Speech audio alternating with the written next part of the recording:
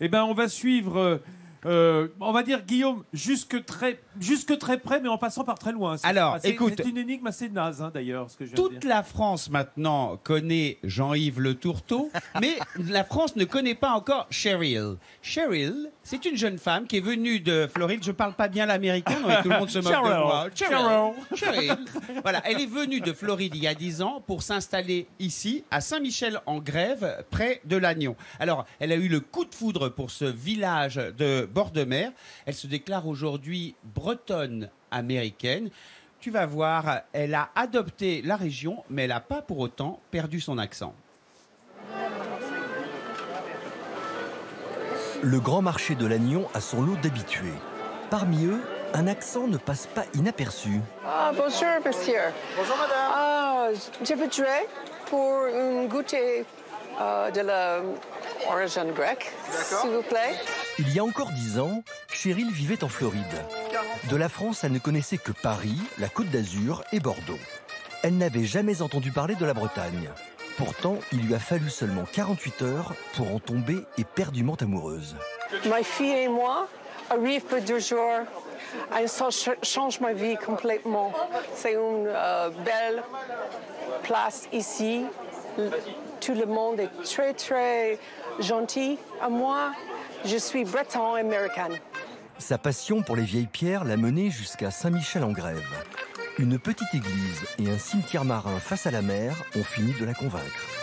J'aime beaucoup la pierre ancienne parce que c'est l'énergie pour génération après génération avec les couleurs différentes. Ici, c'est un peu de la côte granite rose. C'est la couleur orange, rosé, gris. Avec le soleil directement dans la pierre, c'est brillant. C'est d'ailleurs à 2 pas de cette église qu'elle a acheté sa maison. Si elle pensait en faire sa résidence secondaire, la crise américaine l'a convaincue de reconstruire sa vie ici. Et aujourd'hui, elle est même devenue une ambassadrice de la région puisqu'elle a ouvert sa chambre d'hôte. Bienvenue chez moi. C'est mon rêve dans ma vie pour avoir une maison proche de la mer. Mais je pense que c'est Floride pour ça. Mais ici, c'est unique avec la forêt, les oiseaux chanter tout le temps. C'est magique. En 10 ans, Cheryl s'est fait un tas d'amis. Si elle a tout quitté en Floride, elle a trouvé sur les côtes de Bretagne son petit coin de paradis.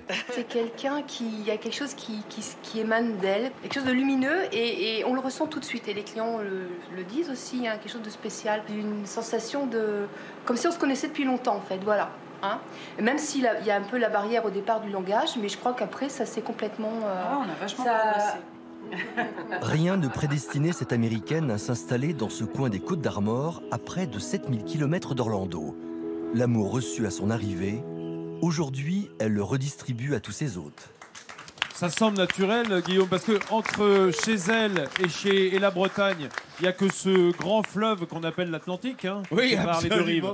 Tu l'entends, la Bretagne, c'est unique. Alors moi, j'adore quand les gens disent ça, mais c'est un témoignage, Yann, que vous entendez un peu partout, parce que les Bretons, ils attirent les gens, mais ils partent aussi énormément à l'étranger. Ça rayonne. Ah, c'est formidable. On voit qu'on a de la diaspora américaine qui vient s'installer chez nous, en Bretagne, mais il y a aussi des Bretons partout dans le monde. Il y en a aux États-Unis, il y en a au Canada. Je me rappelle arriver sur une petite île du fleuve Saint-Laurent où j'avais entendu 2 personnes dire « Mais moi, je te dis que la correspondance entre Redon et Lorient est à 16h50 et moi, je te dis qu'elle est à 17h. » Donc, évidemment, je m'étais mêlé à la conversation. J'avais affaire à des Bretons, installés au Canada depuis toujours.